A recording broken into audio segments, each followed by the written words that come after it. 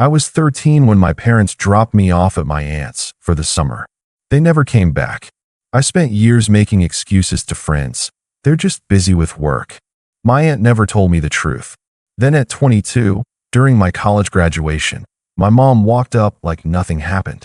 I took a step back and asked, "Why now?" That night, she messaged me, "Can we please start over?" I'm a 22-year-old woman named Lila, and my family situation has always been, well, complicated, to say the least. But the part that still messes with my head to this day happened when I was just 13. I never thought I'd be telling this story here, but the events of this past week have been enough to make me confront everything I've been running from. So here goes. It was the summer I turned 13 when my parents, David and Monica, told me I'd be staying with my aunt, Tessa, for the summer. Just a few weeks, they said. We need to take some time for ourselves. They didn't really explain much beyond that. No big family trip, no special vacation. They just said it was for the summer, like it was the most normal thing in the world. I'd never been away from home for this long, but I figured, hey, it's only a few weeks. I didn't have any siblings, and my aunt and I had always gotten along, so it wasn't a huge deal. Well, a few weeks turned into months. Months turned into years. I still remember the day they dropped me off. We lived in a quiet suburban neighborhood in Northborough, and my aunt lived a few towns over. The drive to her place wasn't far, but the feeling in the car was heavy. I remember asking if they were sure they'd be able to come get me soon, but my mom just looked at me with this tired, distant expression and told me to be a good girl for Aunt Tessa. Dad didn't say much. He was always quiet, but that day, he seemed somewhere else. Like he wasn't even there. I remember walking into Aunt Tessa's house that first day. It was a small, cozy two-story place with a big porch and lots of plants everywhere, her thing. She was single, and I could tell that taking me in was a big deal for her, but she didn't make a fuss. She made me feel welcome right away, offered me cookies, and told me to make myself at home. And for the first few weeks, things were fine. But then, well, things started to change. Aunt Tessa wasn't exactly a typical aunt. She was fun, but she was also strict in ways that I wasn't used to. She ran her household like a military operation. No TV before 7 p.m., no phone after 9 p.m., and always a structured routine. It wasn't bad, and for a while, it was the only thing I knew. But slowly, I started to notice the absence of my parents more and more. Their calls became less frequent, then almost non-existent. When they did call, they'd ask about school, how I was doing, but they wouldn't talk much about themselves. It was as though they were physically there, but emotionally gone. And after a while, I stopped asking questions. I just accepted that this was how things were. And that's when the excuses started. Every time someone asked me where my parents were or why I wasn't living with them anymore, I'd smile and say they were just busy with work or they were going through something, and I was helping out with Aunt Tessa. I didn't want to explain that my parents had disappeared from my life entirely, that I was left in a place where I didn't belong, where my aunt was trying her best, but, well, she wasn't my mom, was she? But here's the thing, I never knew what was going on. I never knew why they just left. Aunt Tessa never talked about it, never gave me the truth. She just kept up the act like everything was fine, like we were one big happy family. And after a while, I stopped asking her about it too. What was the point? She never gave me an answer that made sense. She would say things like, "You know your mom, Lila? She's just not good with emotions." But that was it. Nothing more. It wasn't until my 18th birthday that things finally cracked. I had come to terms with the idea that my parents weren't coming back. I wasn't mad anymore, just resigned. But then one day, I found an old letter. It was buried in a box in Aunt Tessa's attic, one that had been there for years, gathering dust. It was a letter from my mom to my aunt, and when I read it, my whole world shattered. The letter wasn't just a letter.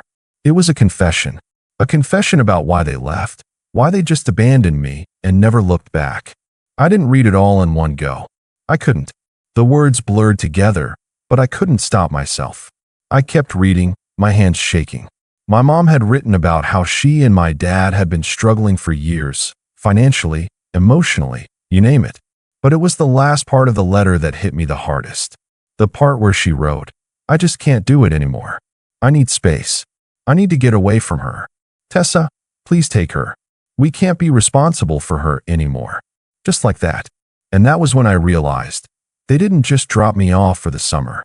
They didn't just need a break. They gave me away. And for years, I thought it was because I wasn't enough, that I wasn't worth keeping. That day, I burned the letter. I went on with my life, graduating high school, going to college. But I never forgot what I read that day. And then, just a few days ago, something happened that I wasn't ready for. It was graduation day, my college graduation. The one day I'd been working toward for years. I was surrounded by friends, people who had supported me, who had no idea about my past, no idea what I'd been through. And there, sitting in the audience, was my mother. I didn't notice her at first. I was too busy, too caught up in the moment. But then, after the ceremony, as I was walking down the steps to meet my friends, I saw her. She was standing there, smiling like nothing had ever happened, like the last 9 years hadn't existed.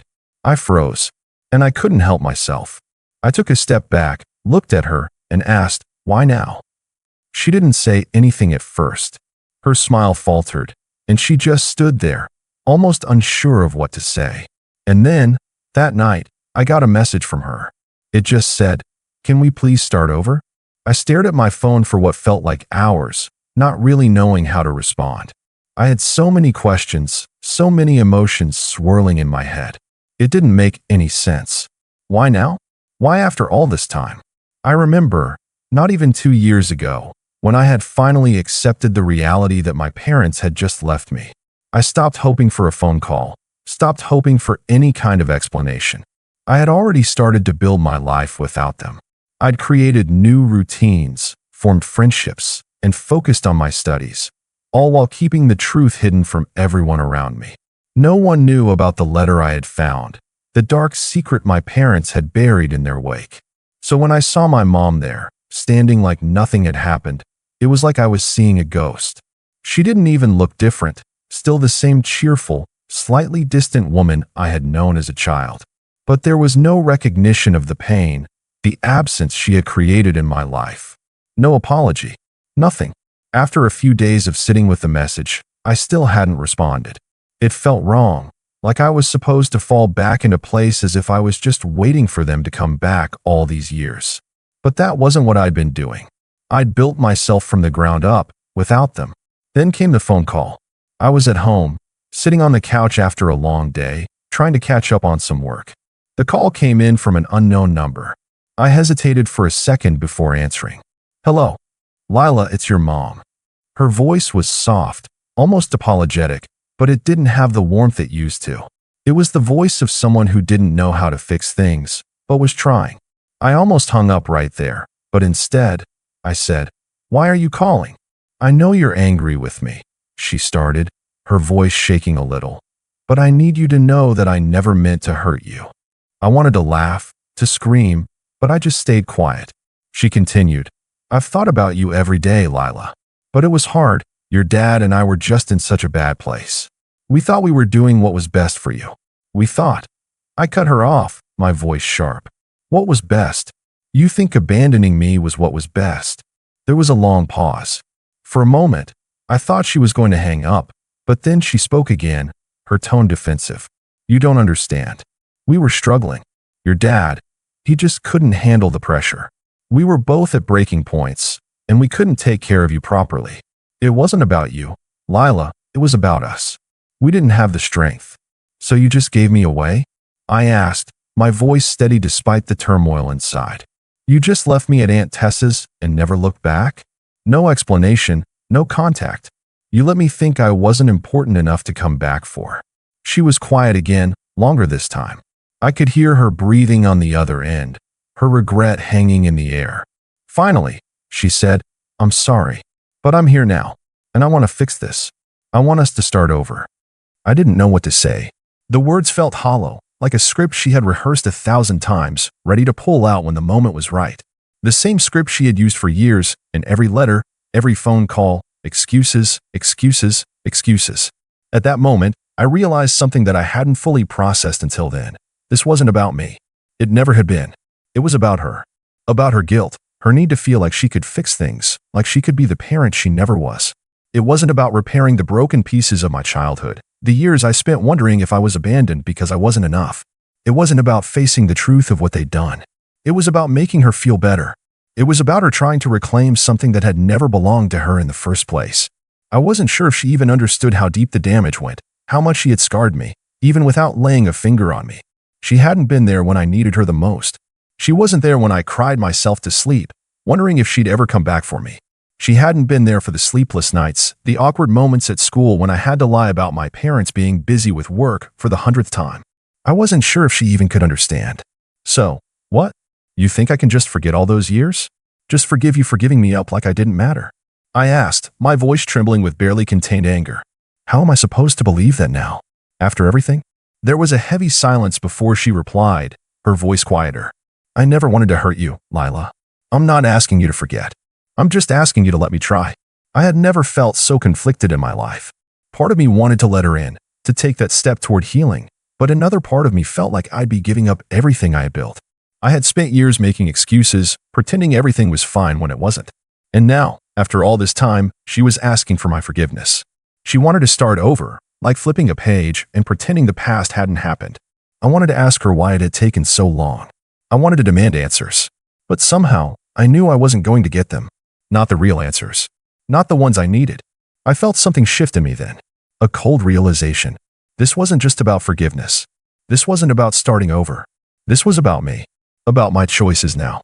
About what I was going to do with the years I had spent without them. I hung up the phone. The next morning, I received another message, this one from my father. It was the same. Just a simple, I'm sorry, and a request to talk. And that's when I realized something else. I had to stop waiting for them. They weren't going to fix this, no matter how many times they tried to apologize. I had to stop looking for answers that weren't there. But then again, that didn't mean I had to just let them back into my life without consequences. After I hung up on my mother that morning, the weight of her words and actions started to sink in. For a long time, I had been trying to justify their absence, telling myself they were just struggling, that they'd come back for me when they were ready. But the truth was clear now. I was never part of their plans. I wasn't a priority. I was a casualty of their selfishness. And as much as I wanted to just wash my hands of the whole situation, I knew there was unfinished business. For years, I had let their abandonment define me without ever confronting it. The more I thought about it, the angrier I became. Anger wasn't something I allowed myself to feel often, but now it seemed like all those buried emotions were demanding attention. And the more I dug into the past, the more I realized just how much they had taken from me. It wasn't just about the years they took from me. It was the way they had left me hanging, the way they didn't even give me the courtesy of an explanation. I wasn't a kid anymore.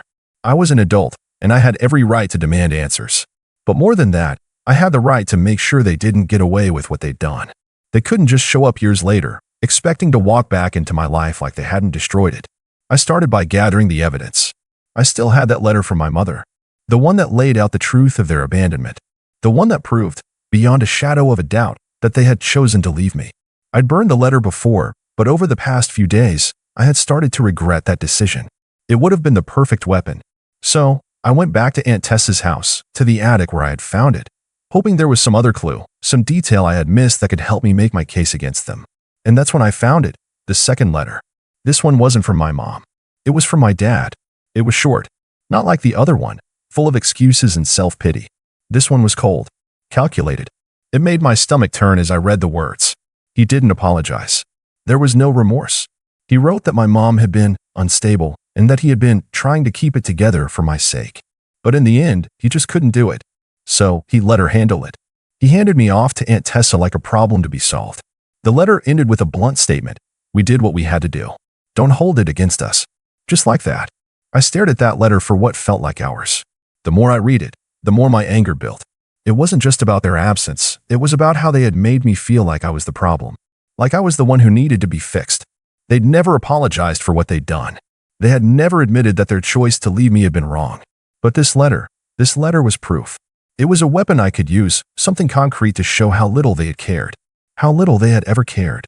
I couldn't let them just walk back into my life, asking for forgiveness like they hadn't completely abandoned me. No, they would have to pay for this. But I had to be smart about it. I didn't want to confront them directly, not yet. No, I had to play the long game. I had to make them understand that their absence, Those years they spent pretending I didn't exist came with consequences. So I started to formulate a plan. The first part of the plan was simple. I wasn't going to give them the satisfaction of seeing me struggle with their return. If they thought I'd be waiting for them to fix things, they were wrong. I made it clear to my friends and the people closest to me that I wasn't interested in any reconciliation. I wasn't about to let them waltz in like nothing had happened, pretending they could just erase years of pain with a couple of kind words. I started cutting off communication. Every time they reached out, I made sure I was busy, that I had other things going on in my life. I ignored their messages, their calls. When they showed up at my door one evening, unannounced, I didn't even answer. I could see the frustration in their messages. Why aren't you responding?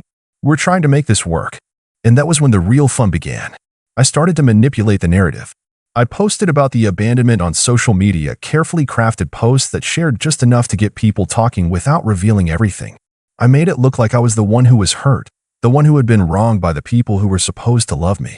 Slowly, the story began to spread. Friends, acquaintances, even people I barely knew started messaging me, offering their sympathy, their support. And as the sympathy rolled in, so did the consequences for my parents. I knew it was risky, but I didn't care anymore. My mom and dad weren't going to get away with what they did. And the more I thought about it, the more I realized that I wanted them to suffer, at least a little, before they could just sweep back into my life like nothing had ever happened. So I started with small things, sending their names to the local news outlets, mentioning how they'd abandoned their only daughter.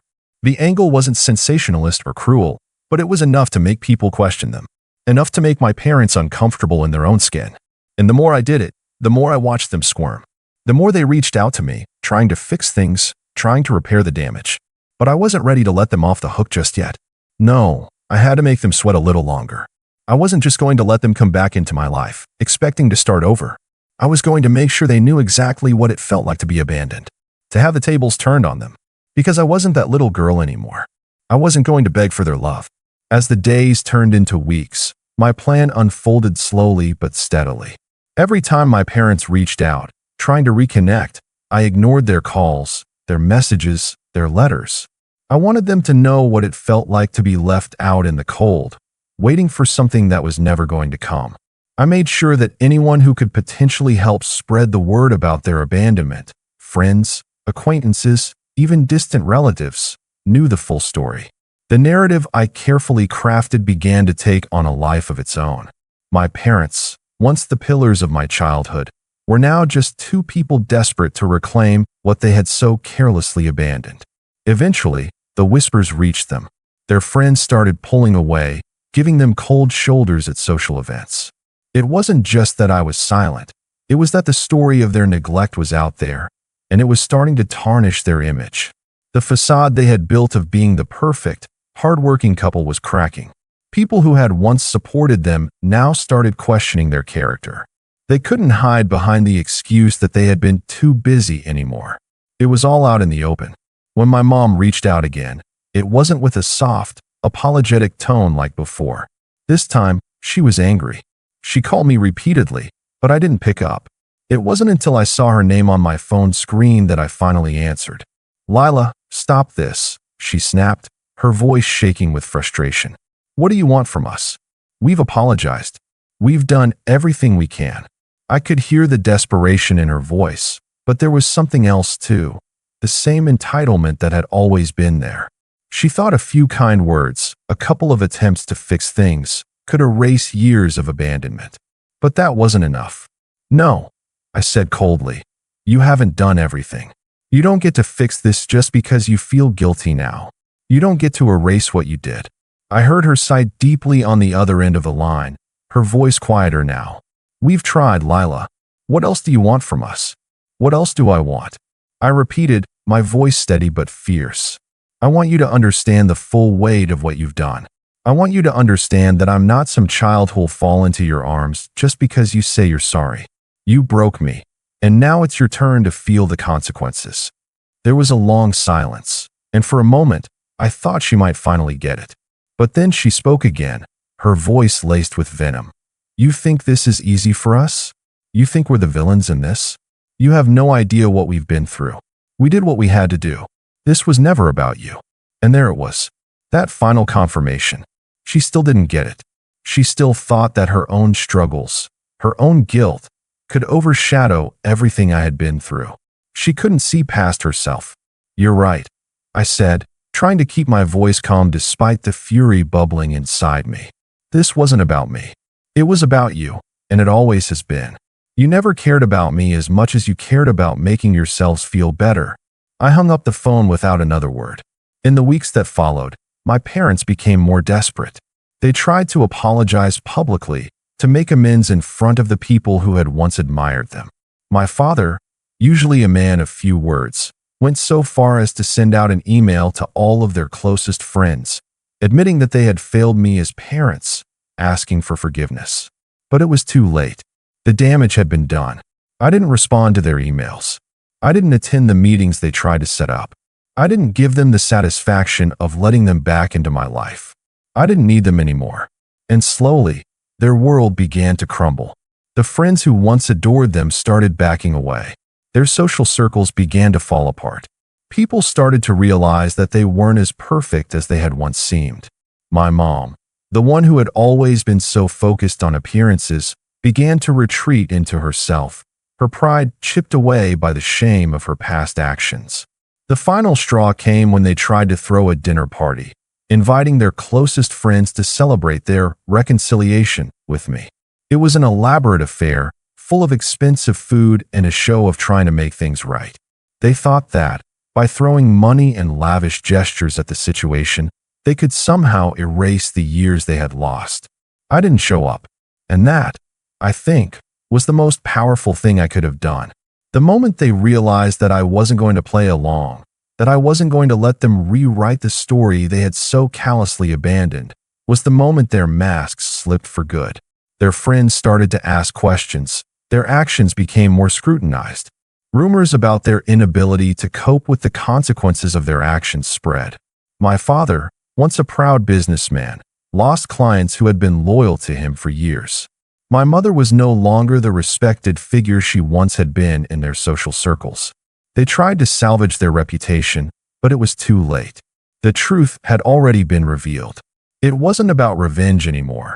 It was about making sure they understood the full cost of their actions.